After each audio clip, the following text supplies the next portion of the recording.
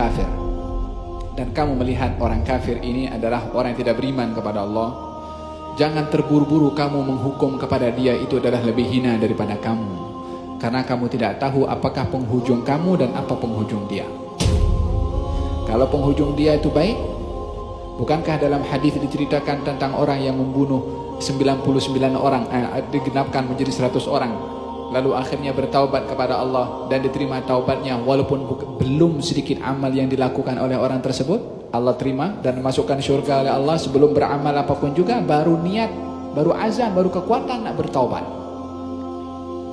Bukankah di zaman Nabi Musa ada seorang yang alim, seorang yang doanya mustajab, seorang yang disanjung, tapi pada penghujungnya adalah digambarkan oleh Allah Subhanahu wa taala sebagai ulama usu? Sebenarnya As bin Ba'ura orangnya saleh, zahirnya penghujungnya adalah nasibnya tidak baik, wal iyadu billah. Idzan kalau melihat orang kafir, jangan terburu-buru menilai kita lebih baik daripada dia sebelum penghujung yang menentukan. Saya tak tahu penghujung saya apa dan penghujung dia apa. Memang kita adalah membenci kepada kekufurannya, tapi bukan kepada individunya. Karena individunya kita tak tahu penghujung nasib orang itu macam mana.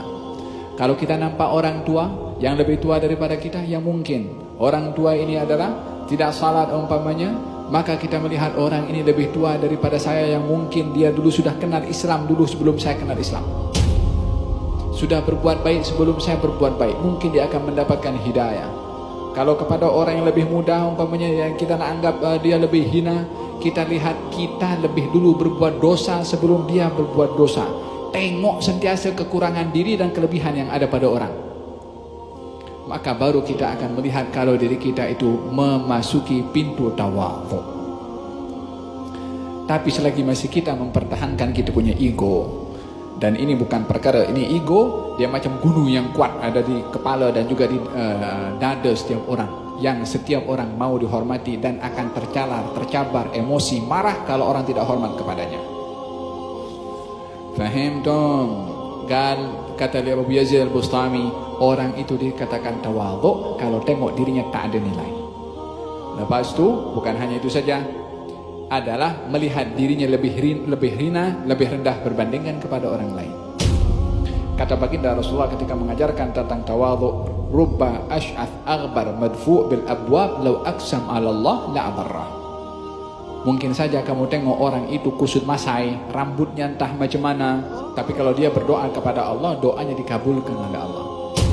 Orang yang mungkin tidak kusut masai, pakaiannya rapi, mungkin pun pakai selendang juga, mungkin pakai serban juga, mungkin pakai kopiah juga, belum tentu itu adalah satu nilai kualiti di sisi Allah Subhanahu wa taala. Kenapa kita pula nak menghukum orang daripada segi zahirnya, pakaiannya?